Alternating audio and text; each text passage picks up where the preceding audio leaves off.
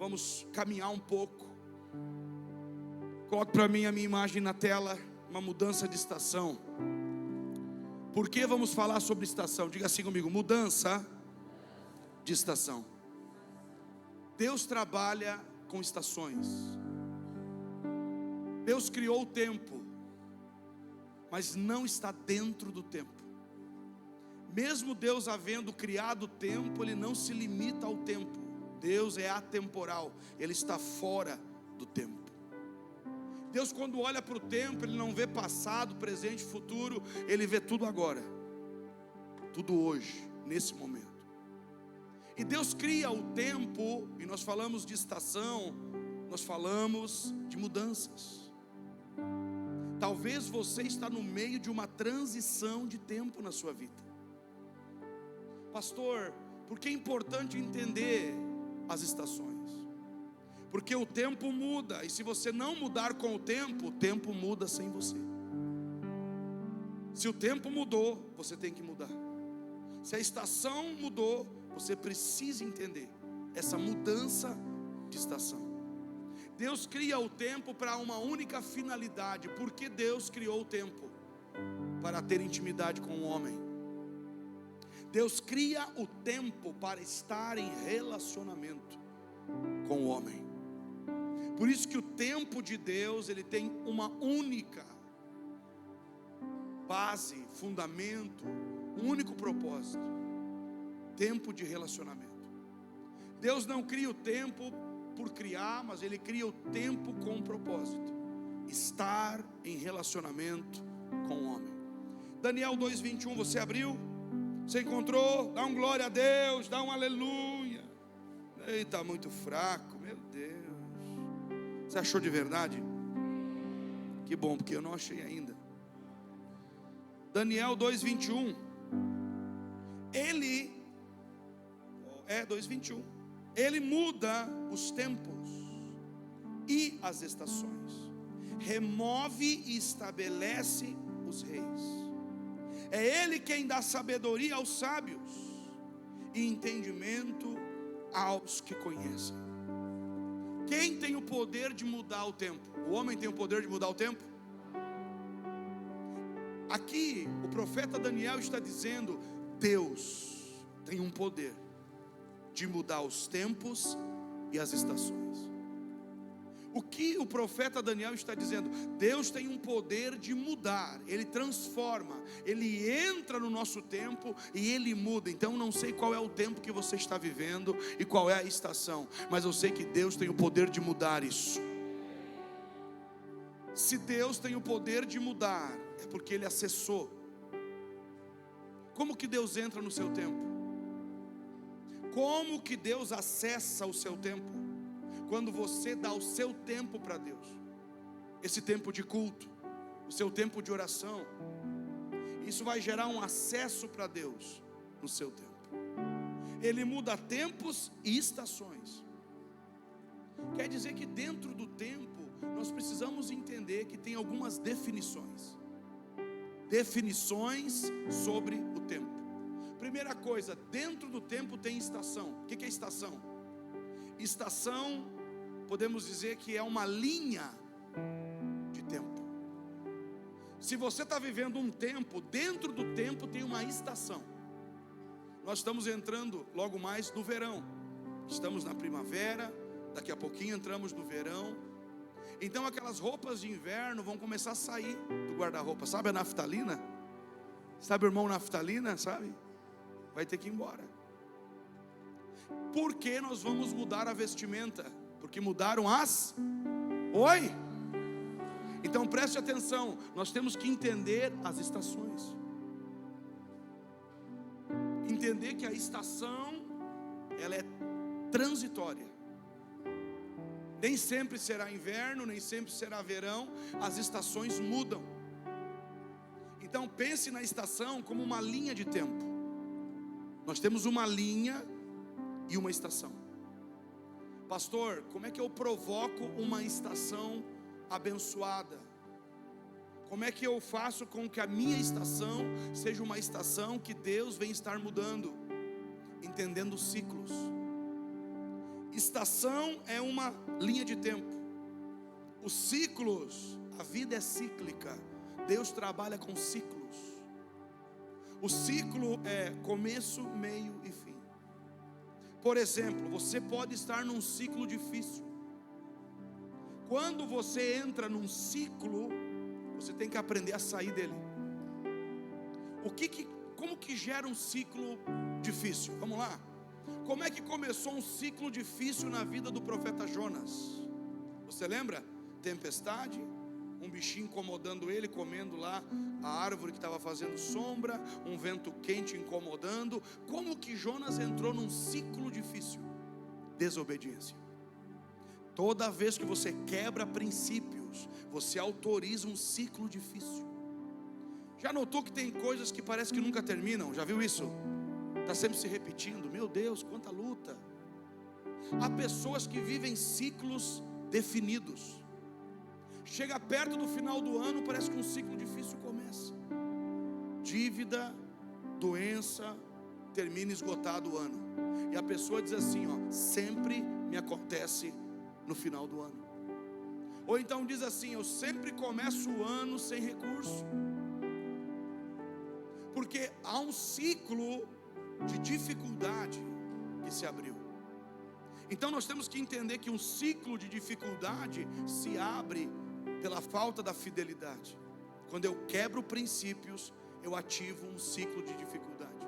Mas quando eu vivo a obediência, eu ativo um ciclo de bênção. E a minha oração é que venha um ciclo de bênção sobre você. A bênção vem por acaso? Quando um ciclo começa, é uma onda. Eu tenho que alimentar o ciclo. Começou um novo ciclo na vida de Abraão. E ele começou a ser fiel a Deus e colocou o seu dízimo diante de Melquisedeque. Aquela promessa foi ativada e ele começa a andar num novo ciclo. Ele era estéril naquele ciclo velho de maldição. Com a bênção agora, ele será um pai. Quer dizer que o ciclo tem começo, meio e fim. Há pessoas que estão num ciclo de dificuldade há muito tempo e não sabem quebrar esse ciclo. Você quebra o ciclo por fé. Você sai do ciclo por obediência. Talvez você está num ciclo de medo, de dor, de enfermidade, não sei. Independente do ciclo, você tem que aprender que o ciclo tem um começo, mas também tem um fim. Quando esse ciclo acabar, você tem que saber finalizar. Diga assim comigo, finalizar ciclos. Talvez você não consiga finalizar, botar um ponto final naquilo. É necessário saber entender os ciclos. Terceiro nível é a temporada. Diga assim comigo, dentro do tempo há uma temporada. Você está me acompanhando até aqui? Temos o tempo, temos a estação, temos o ciclo e temos uma temporada. A temporada é onde Deus deposita uma reserva para você. Oh, aleluia! Nem amém você dá, meu irmão? Eu estou num tempo, eu estou numa estação que é uma linha de tempo. E vamos pensar comigo, bergamota dá em todo tempo? Que saudade de uma berga. Que saudade. Bergamota dá sempre. Bergamota dá quando? Numa temporada. Não vá procurar bergamota em outra temporada. Bergamota só dá em uma. Se eu falar para você que Deus tem uma temporada para você, e você tem que saber encontrar a sua temporada. A temporada é onde Deus concentra potencial. É onde Deus colocou uma reserva para você. Números vai dizer que os espias foram à terra prometida e era o tempo das melhores frutas. Os maiores frutos estavam na terra, mas tinha o que na terra mesmo? Gigantes. Gigantes estavam na terra. Aprenda que você tem que discernir essas coisas. Talvez você está vivendo num tempo não discernindo a temporada, o que Deus tem guardado para mim. E de repente você passou pela sua temporada e não viu. Era uma temporada de crescer e você não cresceu. Era uma temporada de prosperar e você não prosperou. Então é importante entender as estações. Principalmente quando mudam as estações. Deus trabalha com o tempo, mas o tempo de Deus é o tempo eterno, é o tempo Kairos. A palavra Kairos é o tempo que alimenta a alma. Você está aí, irmão? Deus tem ansiedade? Deus é ansioso?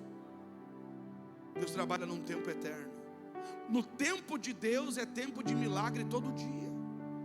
Todo dia é dia de favor, todo dia é dia de portas abertas.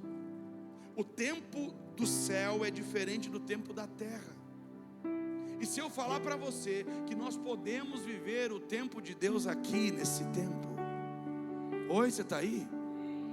Por que nós estamos andando ansiosos? Por que eu corro e não consigo fazer tudo? Porque o tempo do homem é o tempo Cronos. O tempo Cronos é o tempo do relógio, é o tempo do calendário, é o tempo mensurado. Então nós dizemos que falta tempo. E nós escolhemos a vida que levamos pela forma como administramos o tempo. O tempo é a moeda mais poderosa e preciosa. Se você perder alguma coisa agora financeiramente, você recupera. Mas tempo perdido, você tem que aprender a trabalhar com o tempo, entender as estações. Então falar sobre isso é entender qual é a estação que você está vivendo. Qual é a estação? Você está estagnado?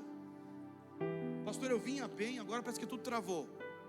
Talvez você está em declínio, descendo os níveis ao invés de subir.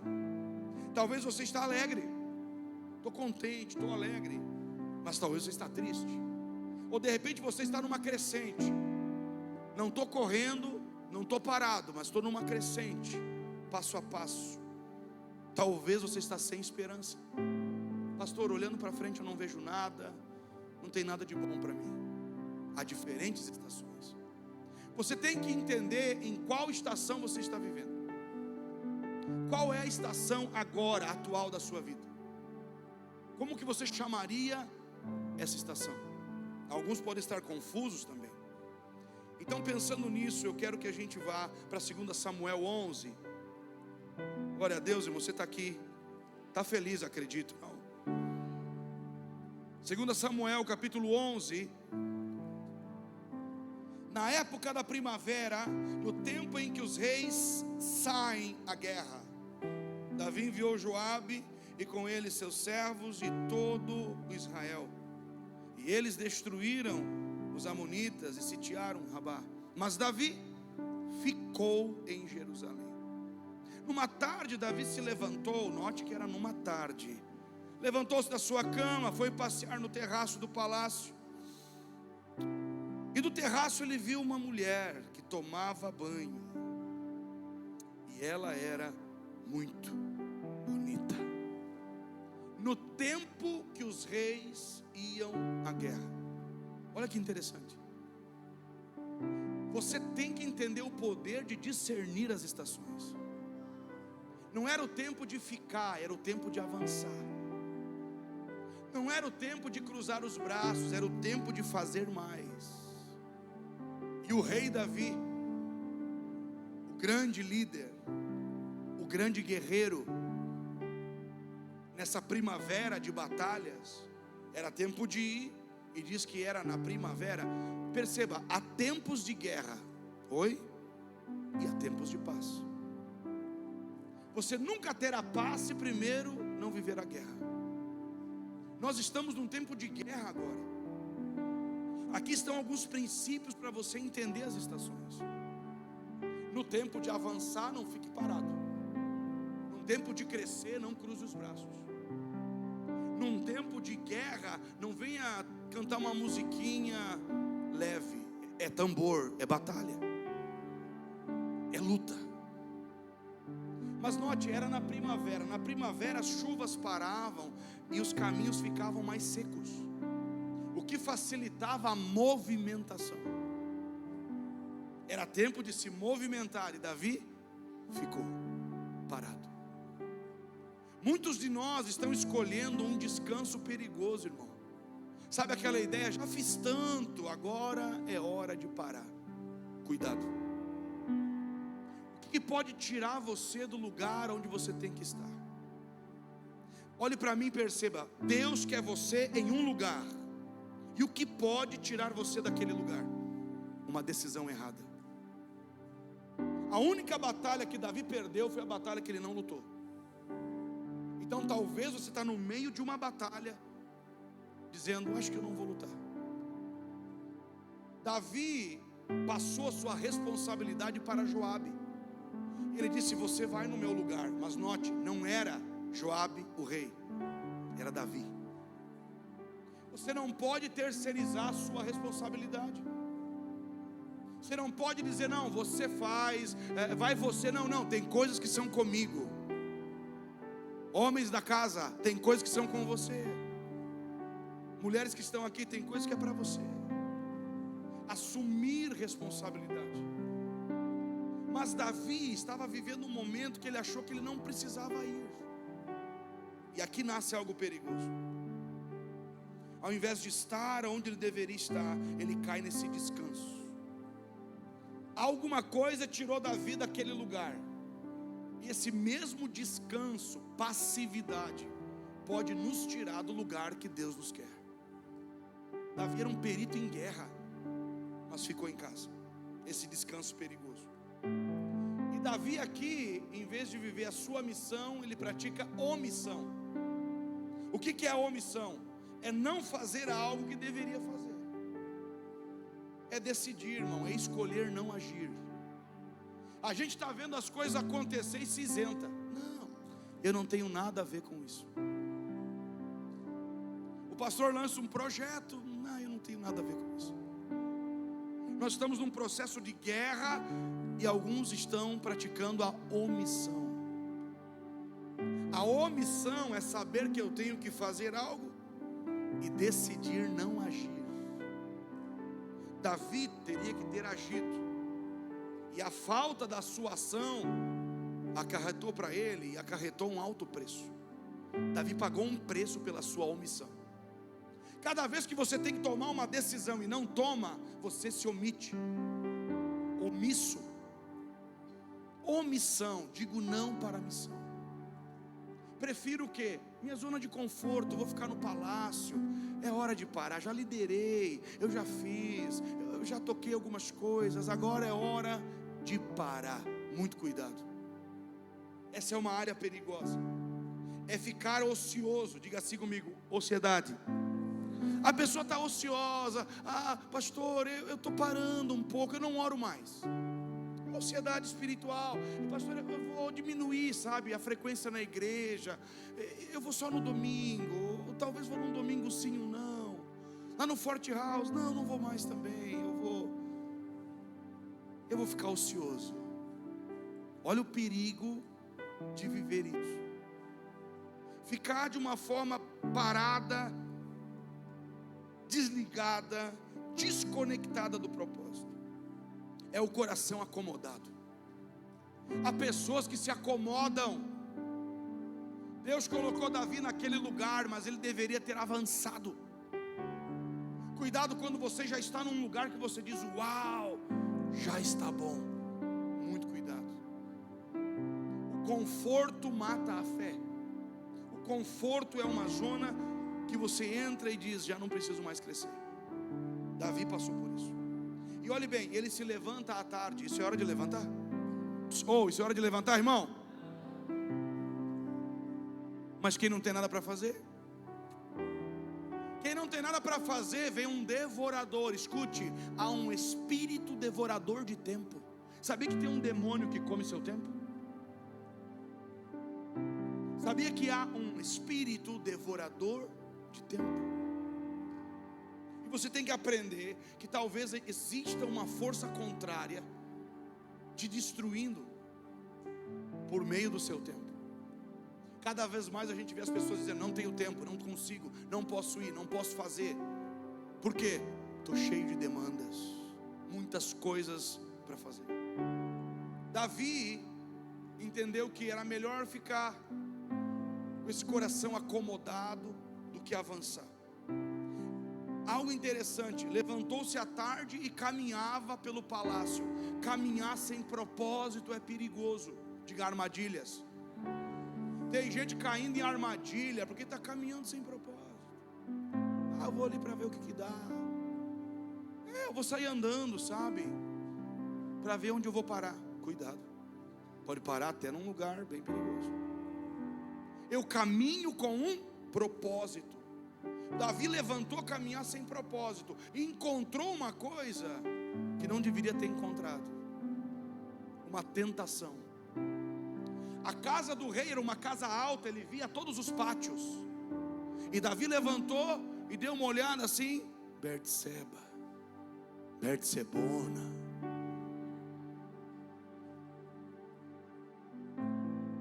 Por que não olhar? Olhar, não olhar, eis a questão. Eu sou o rei, eu me permito. Cuidado com as tentações. Tentações tiram você do propósito. Não era só um olhar, era o sequestro da visão. Quando algo te afasta do teu chamado. A gente acha que às vezes o capeta vem de chifre, cuspindo fogo. Às vezes ele vem de mini saia. Oh Lord, tem alguém aí me ouvindo? É o diabo. Se é o diabo, você sabe que é o diabo, né? Grande, chifrudo, rabo. E quando é um troço assim, pois é, não parece tão ruim, né? Vou me aproximar. Oh, nem me mordeu. Para Davi, Betseba era uma armadilha. Qual é a sua Betseba? Pode ser o seu trabalho, que devora você, que arrasta você, que tira você do seu propósito. Pode ser a idolatria do descanso. Eu não vou fazer muito na igreja, eu vou fazer só o que eu posso. Isso é perigoso. Gente que só faz o que é pedido. Eu só vou fazer o que me pediram. A Bíblia te chama de servo inútil, porque não vai além.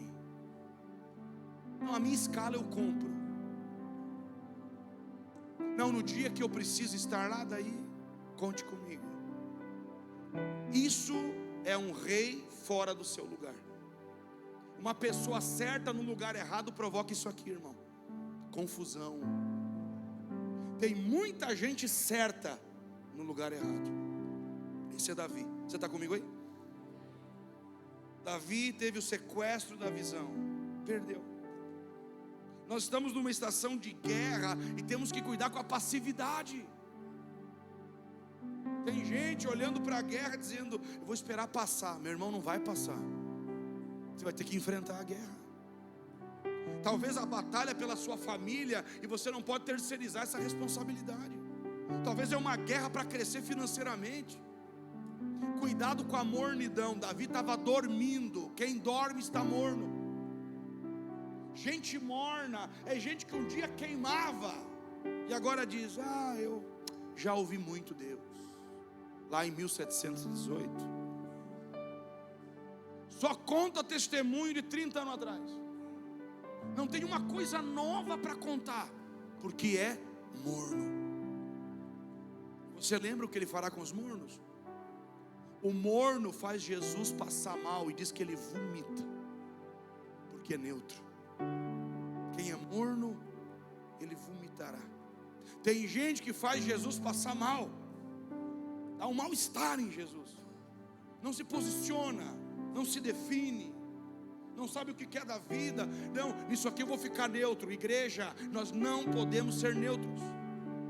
Nós teremos que tomar decisões e dizer: não, a gente pensa assim, a gente é assim, a gente acredita assim.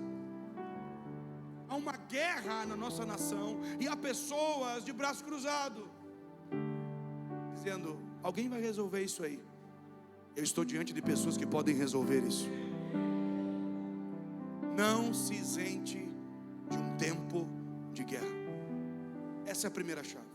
A segunda questão dentro de uma estação é ouvir Deus. Diga assim comigo: discernir a estação. Essa é a primeira parte que falamos sobre Davi. E agora, ouvir Deus. Tudo que Deus fala está ligado a um tempo. Diga assim: palavras e tempos. Deus nunca te dá um tempo primeiro sem te dar uma palavra. Ele disse a Abraão: sai da tua casa, da tua terra, da tua parentela e vai. Deus deu para ele uma palavra. Se Deus não te dá uma palavra, você não terá o tempo. Então Deus trabalha com palavras e tempos.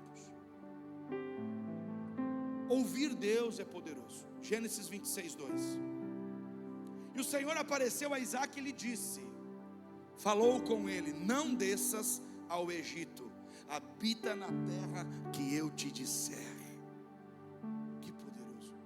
Olha o que Deus está dizendo para Isaque, com muita clareza: não vai. Isso aqui é uma mensagem específica. Pastor, mas era Isaque, né? Eu não sou Isaque. Sim, irmão. Mas estamos falando de uma capacidade, ouvir a voz de Deus. Quem pode ouvir a voz de Deus? Todos. Porque ouvir a voz de Deus, conhecer a voz de Deus, vem através de um relacionamento de amor com Deus. Diga assim, um relacionamento profundo com Deus me leva a conhecer a voz de Deus. Se Isaque fosse para aquela terra, teria sido destruído. Então Deus fala de forma específica. Pastor, eu nunca ouvi a voz de Deus, porque a gente imagina uma coisa cinematográfica. Eu andando na rua e alguém dizer: Robson, Robson. Não é assim. Pode ser audível? Pode. Mas pode ser interna. Você pode ouvir uma voz que vem de dentro, e aquela voz chama você, aquela voz direciona você. Ouvir Deus dentro de uma estação é poderoso. E Deus está dizendo para Isaque: fica nessa terra. Veja que Deus vai dizer depois para Isaque: porque eu falei com Abraão. Diga assim: Deus guia essa família. Como eu queria que Deus guiasse a sua família. Quem guia essa família é a voz de Deus. Antes de tomar uma decisão, ouça a voz de Deus. Para de ouvir a sua alma que se desespera, grita. Ouça a voz de Deus. Deus fala no seu tempo. Não é você chegar lá e brigar com Deus. Não, não, não, não. Deus fala quando você se aquieta e fica quieto. Tem gente que não dá tempo para falar, é a unção do Faustão. Deus quer responder, Ele pergunta e responde por Deus. Fala com Ele e para ouvir Ele. Você ouve Deus? Dentro desse tempo que nós estamos vivendo, escute, as estações estão mudando e nós precisamos afinar os nossos ouvidos. Deus está falando e nós estamos com cera nos ouvidos. O apóstolo Paulo diz: alguns terão comichão no ouvido e não suportarão ouvir a sã doutrina. Gente com comichão no ouvido é gente incomodada, não consegue ouvir a palavra, algo incomoda você, algo quer tirar você do ambiente da palavra, você fica distraído porque precisa ouvir Deus. Mas tem inimigos da voz de Deus, e muitos dos inimigos da voz de Deus moram dentro de você. Esses ruídos da sua alma, essa confusão na sua mente, Deus está falando de forma específica. João 10, 2. Jesus está dizendo: os que me ouvem conhecem a minha voz e me seguem. Diga assim: conhecer e seguir. Você tem que aprender a conhecer a voz de Deus, quando é Deus e quando não é Deus. Quando é Deus, eu sinto uma coisa: paz. Cara, eu estou com uma palavra, invadiu meu coração de paz. Eu estou vendo lutas, mas eu estou cheio de paz. Quando eu ouço Deus, eu fico encorajado. Não sei, eu por minha natureza tinha desistido, mas eu estou com uma palavra. Tem algo falando comigo aqui. Você tem que aprender a ouvir Deus. Saber como. Pastor, onde é que eu encontro Deus? No tempo. Deus fala no seu tempo. E Deus fala na hora certa. Deus não fica jogando conversa fora. Aquilo que você errou porque não ouviu Deus. E olha que Deus pode ter falado com você, mas você não ouviu. Então, nós precisamos conhecer e seguir. E Quando Deus fala, você tem que ajustar a sua vida ao que Deus falou. Diga assim: ajustar a vida ao que Deus falou. O que Deus falou com você e você não ajustou sua vida, aquela palavra não gerou nada. Quando Deus fala com Abraão, o que Abraão faz? Ele volta para casa dormir? Aquela palavra afetou a vida de Abraão e ele ajustou a sua vida. Porque Deus não fala mais com algumas pessoas, porque Ele falou no passado e essas pessoas não ajustaram suas vidas. Ele disse para Jonas: vai a Nínive, e ele foi para Tarsis. Um homem que ouviu Deus e não obedeceu. Ainda bem que Deus tem infinita misericórdia, e Ele volta a nos chamar mais uma vez. Ouvir Deus. Deus está dizendo para Isaac: teu pai me ouvia, você pode me ouvir também. Essa era uma casa guiada pela voz de Deus. Homens e mulheres que vão orar: Senhor, fala conosco. Não queremos dar um passo sem te ouvir. Ouvir Deus é poderoso. Essa igreja nasceu de ouvir Deus. Muita coisa que fazemos aqui é porque paramos e não avançamos se não ouvirmos Deus falar. E Deus disse a Isaac de forma específica. Deus pode falar com você por meio da Bíblia. Pode. É tão poderoso ouvir Deus na palavra. Você que talvez não tenha um relacionamento profundo com Deus, busque ouvir Deus na palavra. Porque diz Hebreus que no passado falou de muitas formas, mas hoje nos fala através do Filho, o verbo, a palavra. Mas não é fazer que nem horóscopo, viu, irmão? Como é que é horóscopo?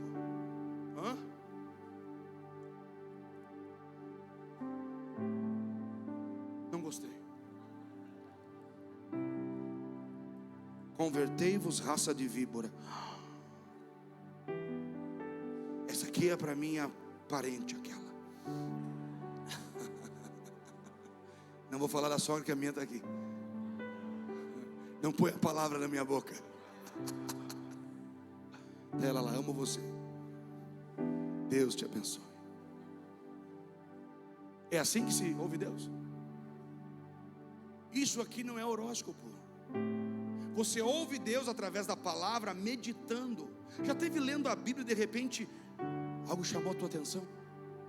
Te incomodou aquele versículo, e você fica debruçado naquele versículo. Você fica lendo aquele versículo dias. Deus fala com você através da palavra. A Bíblia não nos leva a um encontro com Deus, a Bíblia é o encontro com Deus. Então você pode ter um encontro com Deus todo momento que você abre a Bíblia. Deus fala através da Bíblia. Deus fala de muitas formas. Deus fala, e Ele fala quando a gente para ouvir e dá tempo, dedica tempo. Deus fala através da oração. Já esteve num momento de oração e de repente uma paz invade você. Você entrou ali pesado, está chorando, quebrantado, e agora tem uma palavra. Daniel está orando e pedindo. Ele orou um dia, muitos dias, até que o anjo veio trazer uma resposta. Quer dizer que você tem que aguardar em oração. Querido, o que você está esperando, espere em oração. Ore. Deus fala através da oração. Deus também fala através das circunstâncias. Aprenda a ler as circunstâncias. Olhe para aquele ambiente, olhe para aquele momento e veja que as circunstâncias falam. Você tem que aprender. Deus fala por meio das circunstâncias. Elias está na caverna. Deus diz: o que você faz aí? Você está fora do seu lugar. E Elias esperava ouvir Deus no terremoto, no fogo, mas Deus falou com um vento suave. Você tem que estar sensível para ouvir Deus. É interessante, porque Deus também pode falar através de pessoas maduras. Às vezes você está dizendo: Deus, manda um anjo falar comigo, e de repente vem aquele irmão, vem aquela irmã simples, com uma palavra simples, mas muito assertiva. Deus fala através de pessoas. E quando eu falo que Deus fala através da Bíblia, é porque Deus nos dá conselhos práticos através da palavra. A Bíblia não é um livro somente, ela é inspirada por Deus. Eu preciso entender que a palavra de Deus é a própria voz de Deus. Tem gente que vai nas igrejas, eu quero que aquele profeta ore por mim. Nossa, eu quero que o fulano. Não. Eu tenho a boca de Deus todos os dias para falar comigo. Quando eu abro a Bíblia, não é um livro que me leva ao encontro com Deus, é o próprio encontro com Deus. Leia a palavra. Minha mãe contava uma história de muito tempo atrás, antes dela vir morar aqui na região. Ela morava em um outro lugar muito longe, e ela abriu a Bíblia, e ela meditou num texto durante muitos dias, e ela ia tentar ler outro texto, e só lia aquele texto, até que ela entendeu a mensagem de Deus, para ela romper, sair e se movimentar. Quer dizer que Deus fala através da palavra. A Bíblia nos dá esses conselhos práticos. Diga assim comigo: ouvir Deus. Você está ouvindo Deus? Você tira um tempo para ouvir Deus? Silêncio, se aquietar. Eu vou ouvir Deus, deixa o celular ligado, televisão ligada, rádio. Não. Se aquiete, vá para um lugar e espere ouvi-lo. Já orou pedindo: Deus, fala comigo? Deus, fala, eu preciso de uma palavra.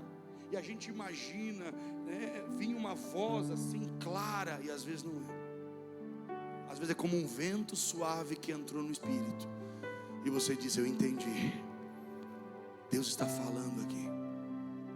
A palavra vai dizer que o Espírito está falando. Quem tem ouvidos, ouça o que o Espírito diz à igreja. Quem está falando nos últimos dias? O Espírito. Então você precisa pedir a ajuda do Espírito Santo para ouvir a voz, para entender o que Deus está falando.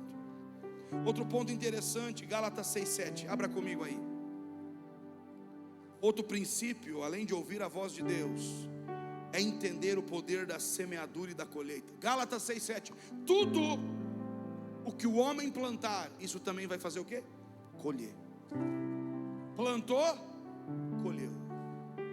E a ideia de plantar e colher é o quê? Aquilo que plantamos frutifica. Tudo que cresce é bom? Tem coisa que cresce que não é boa. Tem ervas daninhas que crescem, e crescem muito. Lá no nosso sítio tem uma erva daninha, nem os cabritos comem. Que mistério, horrível aquilo. E tá assim por tudo aquilo. É uma coisa que você parece que não consegue matar. Nem tudo que cresce é saudável, nem tudo que cresce é bom. Por isso que tem que haver um cuidado com aquilo que se planta. Se você plantar, escute, você é livre para plantar o que você quiser, mas você é escravo da sua colheita. Como eu mudo um ciclo? Mudando a minha semeadura. Palavras são sementes, pensamentos são sementes, atitudes são sementes. Nós precisamos entender o ciclo, plantar e colher. Tem gente colhendo coisas ruins agora. Por quê? Plantaram.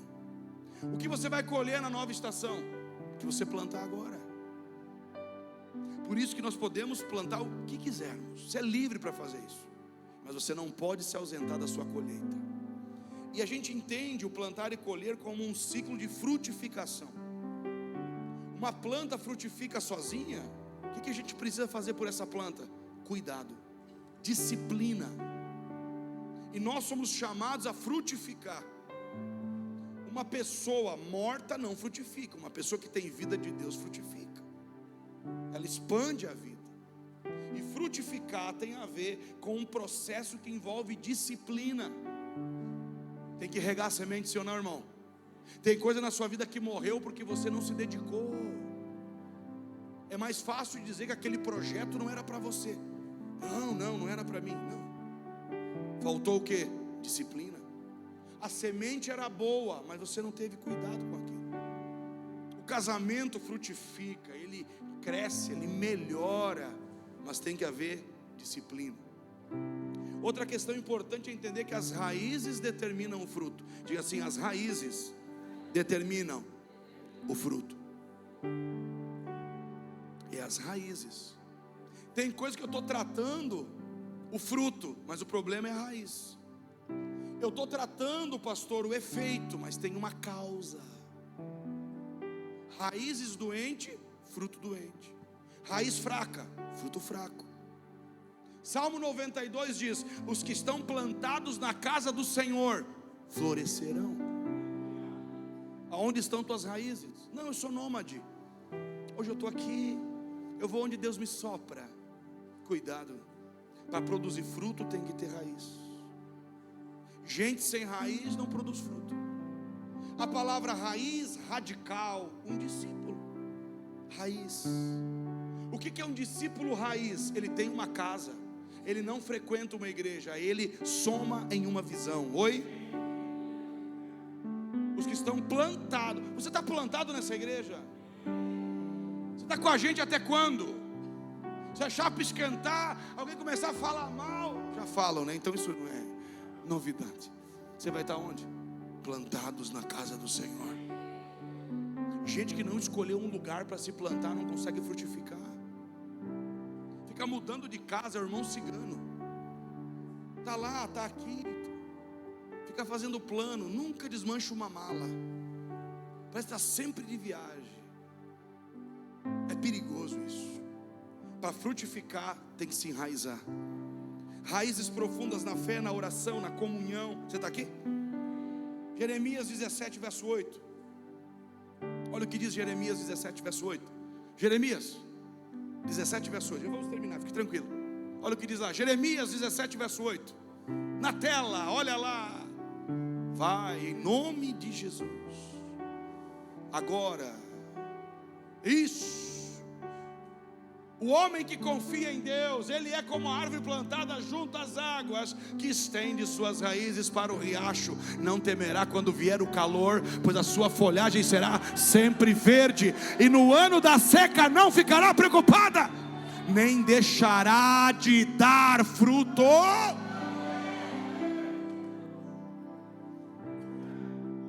É deserto? Pouco me importa se todo mundo vê deserto.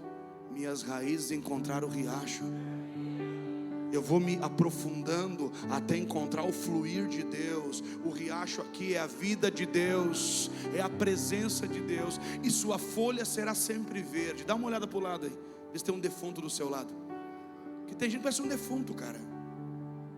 Já não é mais verde, é seco. Você olha assim, coitado do irmão Frankenstein, está seco. Tinha até um hino, lembra? É uma folha seca caída no chão e vai para onde... Você não sabe essa, você não era nem nascido ainda. O que determina a minha vitalidade é onde está a minha raiz. E as suas raízes estão junto ao riacho. Não temerá a seca, porque não ficará sem fruto. Então eu vim dizer para você: não tema os desertos, a sua raiz está no riacho, e essas águas não cessam, elas fluem cada vez mais. Quando alguém olhar vai dizer: mas que verde é aquele, rapaz, que família, que vitalidade, cara. Tem gente que com o tempo vai piorando, vai ficando, aquele está cada vez mais bonito, olha que bonita que está. As raízes, me desculpa aí, minha raiz é o Senhor. E Ele é amargo? Ele é doce. Então quem passa e pega um fruto da nossa vida diz: que doçura, me animei conversando. Porque tem dias que as nossas raízes vão tentar procurar a dor. Teríamos que ter mais tempo. Hebreus 12:14. Não deixe que nenhuma raiz de amargura brotando vos perturbe e contamine a muitos. Tem gente aqui com raiz contaminada no passado. Amargura, falta de perdão. Não tratou a raiz, hoje está produzindo fruto amargo. Cada vez surge um fruto ruim, muito amargo, porque as raízes não estão lá no riacho. Esse é um chamado a confiar e colocar as raízes junto ao riacho. Mateus 7,16. Pelo fruto se conhece a árvore. Pelo quê? Como é que se conhece uma árvore? Pelo fruto. Então, se uma árvore é boa, ela produz fruto bom. Se ela é ruim, se ela é má, produz fruto ruim. Suas ações, suas palavras lá fora amanhã, a sua conduta lá fora amanhã, será um fruto. Pelos frutos se conhece a árvore. Quais são seus frutos?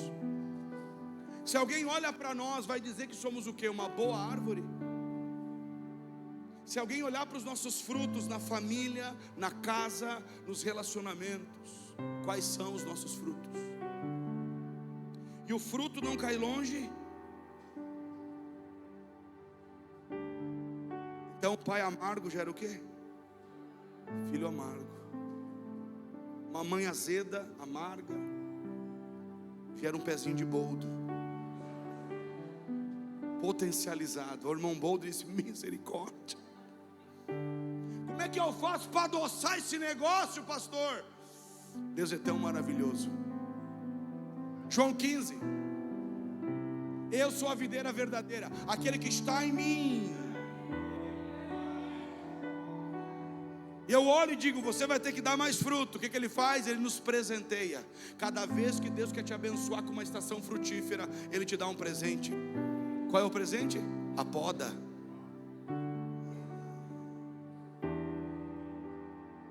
Nem amém você dá agora. Ai, pastor, por que podar? Porque sem podar não tem como frutificar. A poda é o que limpa, tira partes mortas. A poda vai retirar o que não é mais necessário. Podar é cortar, é desligar. Tem alguma coisa ligada a você que está impedindo você de frutificar. E Deus é tão maravilhoso que Ele vai lá e corta.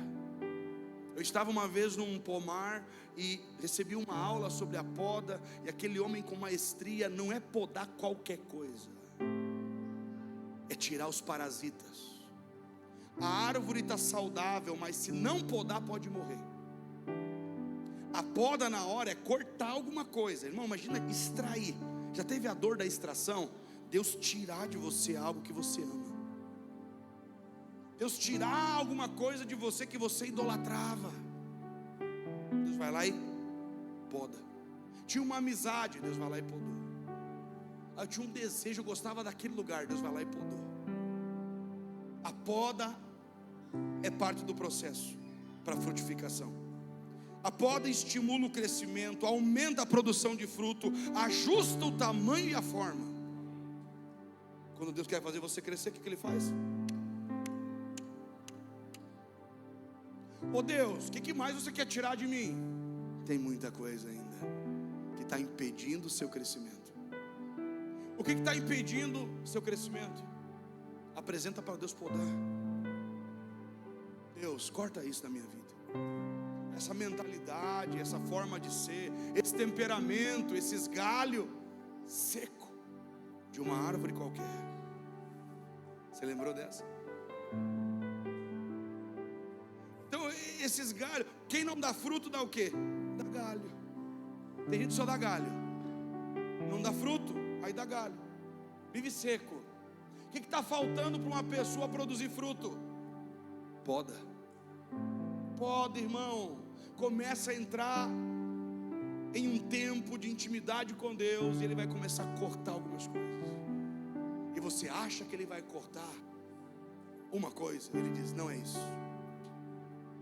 Talvez você diga: Senhor, o meu problema é esse. Ele diz: não, seu problema é outro.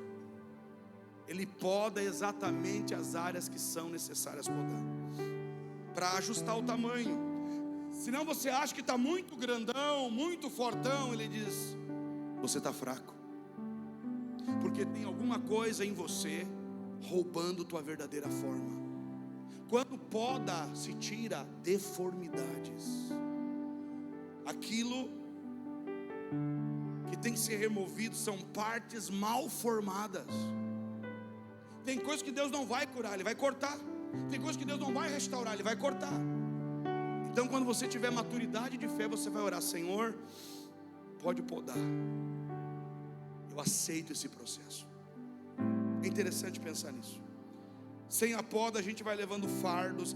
Pode ficar doente, irmão. Tem gente doente espiritualmente porque não foi podado. Fica improdutivo, ocupa uma posição sem frutificação, fica amargo. Você é doce na sua essência. Posso ouvir um amém? Você é doce bem na verdade. Você não é amargo assim. Você não é, você é doce, você é gentil. Você é uma pessoa de paz. Não parece, mas você é. Só que tem um monte de coisa impedindo a vida. E aí quando Ele poda, a verdadeira vida aparece. Saem aquelas coisas que estruturavam, que te deixavam até escondido. Tem pessoas que se escondem. E Deus vai lá e começa a podar, cuidar, tira algo, tira aquilo, e de repente há uma nova forma aparecendo. Eu vim dizer que esse processo de poda está acontecendo com você, mas também existe um novo tempo de frutificação começando. E quando Deus usa alguém para nos podar, oh Deus, não. O Senhor eu até aceito. Quem mais nos poda? Homens casados aqui. Tem uma tesoura na sua casa? Lá a minha tesoura se chama Raquel. Como se chama a sua tesoura? Sim. Ah, você não. Irmão, uma pessoa que nos poda é nossa esposa. Esposa boa, aquela esposa podadeira. Você está se achando? Não está achando muito não. Você já passou dos 40. Não vai muito não, hein? Esposa boa, esposa que poda, mas poda com elegância. Não. Tem dias que a gente está que nem o Kiko, né, irmão? Isás, é o Kiko ou o Chaves? E vai. Já orou? Inimigo meu, vai orar. Tá bom. Marido bom, marido que poda com delicadeza, amada. Ela está aqui rompante.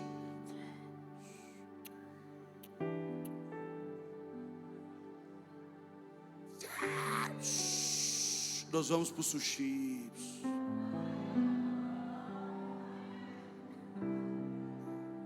Ela está toda desequilibrada. Você pega assim até no cabelinho.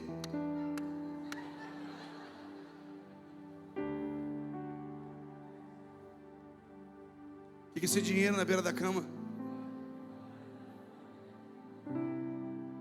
Manda até mensagem para você. O que é esse dinheiro do lado aqui do criado mútuo? Vai para o salão, meu bem. Você está precisando de uma poda. Irmão, pastor bom é pastor que faz o quê? Você não gosta quando eu podo você. Dói, até me evita, mas é para o seu bem que eu podo você. Ai pastor, isso. Você é orgulhoso.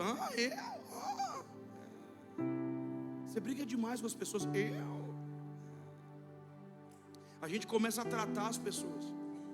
E é poderoso. Não é para você sair operando com a tesoura na mão, mas é para você entender. Se você está do lado de alguém que não frutifica, você pode ser um irmão que auxilia e diz: vou te ajudar a podar isso. É um vício, vamos podar junto. É um problema na sua alma, vamos tratar juntos. Você está comigo, irmão? Verso 16 lá de João 15. Nosso time pode subir. O chamado de Jesus é: e que deis muito fruto. Diga assim: e fruto que permaneça. Fruto numa única temporada. Se o rio está fluindo, tem como deixar de parar e frutificar? O rio está ali fluindo, irmão. Aquele rio de Deus, esse rio eterno, esse rio do sobrenatural flui cada vez mais. Frutos que permaneçam, frutos duradouros. Tem gente que frutifica uma única vez na vida, ganhou uma alma, fez uma única coisa e nunca mais fez nada. Frutos duradouros. Fruto duradouro é fruto em todo o tempo. Não é só um fruto temporário, é fruto duradouro.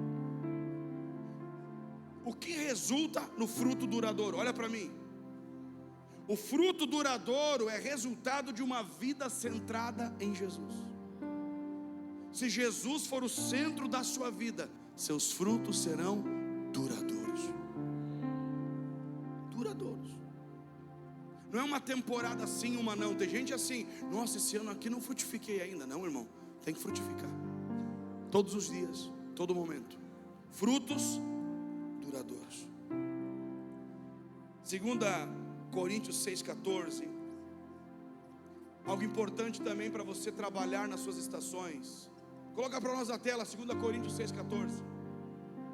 2 Coríntios 6,14, Paulo vai tratar do jugo desigual. Avalie as suas alianças. Quem são as pessoas mais próximas de você? Quem são as pessoas com quem você tem acordos? Jugo desigual é a canga do boi. Você sabe o que é uma canga de boi? Botava-se a canga em 2 bois. Se um fosse mais fraco, o mais forte tinha que arrastar ele.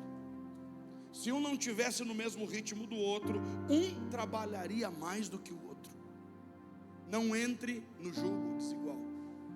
Não entre em alianças erradas. Se alguém entrou no jugo desigual, tem como sair. Tem como reverter isso. Antigamente a gente usava o jugo desigual para falar de casamento. A pessoa cristã, ele vai à igreja, casou uma pessoa fora da igreja. Isso também vale, mas não é só isso. São alianças, são conexões. As suas alianças podem abençoar você, mas também podem destruir você. Não entra num acordo errado, não faz aliança com gente das trevas. Pastor, no meu casamento eu me vi muitas vezes com um jugo desigual. O que eu faço? Crescimento. Busquem crescer juntos. Busque avançar, busque expandir. Busque se fortalecer. Orem juntos, clamem juntos, sirvam juntos. O jugo desigual fala de alianças. E nessas alianças, tome cuidado quem você escuta. Olhe para mim, na multidão de conselheiros há vitória. Mas lembra do rei Reboão? Ele ouviu seus amigos jovens, esqueceu de ouvir os anciões, e ele trouxe o que para o seu reino? Confusão. Quem você vai ouvir nesse tempo? Davi tinha Aitofel, era um conselheiro, traiu Davi e migrou para o lado de Absalão. A palavra vai dizer que as palavras de Aitofel, os conselhos dele, eram igual ou como a palavra de Deus. E ele traiu Davi. Ele vai para o lado de Absalão, e quando ele dá um conselho para Absalão, Absalão não acata o conselho de Aitofel, e ele se mata.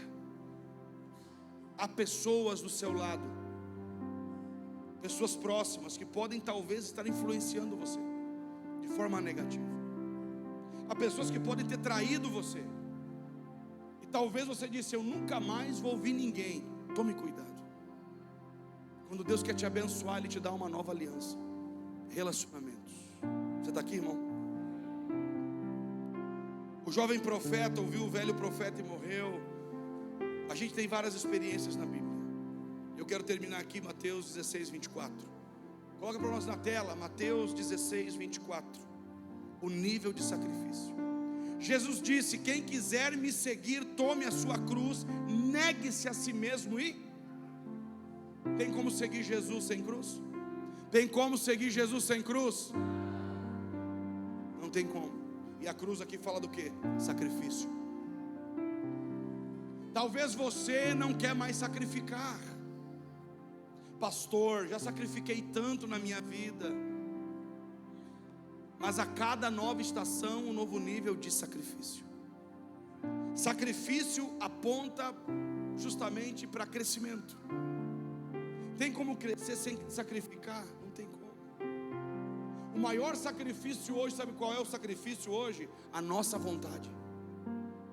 Nós temos uma vontade, um jeito, e Deus está dizendo: entrega a tua vontade, sacrifica o teu querer, e eu quero te dar o meu propósito, eu quero dar a você o meu desígnio. Nós precisamos entender o poder da cruz e do sacrifício. Existe um preço para seguir Jesus? Sim. Tome a sua cruz. Tem glória sem cruz? Não. Tem ressurreição sem cruz? Tem coisas que você vive só com a cruz. Batalhas, decisões, sacrifícios. Diga assim: abrir mão de algumas coisas. Talvez você não está crescendo porque não quer abrir mão, não quer acordar mais cedo, não quer dedicar mais tempo. Talvez você não cresce espiritualmente porque não está sacrificando seu tempo. Precisamos agir de forma correta. Sacrifício. E para seguir Jesus, tem que seguir Jesus da forma de Jesus. A gente quer seguir Jesus assim: Jesus, eu até vou, mas é nas minhas normas. Tome a sua cruz e siga. Negue-se, diga não para você. O sacrifício aqui é dizer não para a sua carne, não para a sua vontade. Davi disse: não te darei um sacrifício que não me custe. Não quero te dar qualquer coisa, quero te dar algo que me custa de verdade. Eu não quero te dar algo que não me custe nada. Eu quero te dar aquilo que realmente tem um peso e uma relevância. Tem gente que entrega muita coisa, mas nunca entrega aquilo que Deus está pedindo. E Deus pede. Ele disse para Abraão: me dá Isaac, teu único filho. Quem foi Abraão depois daquele sacrifício? Um outro homem, uma outra visão, um outro entendimento. Você está comigo? Diga: cada sacrifício me habilita para uma nova fase. Fique em pé.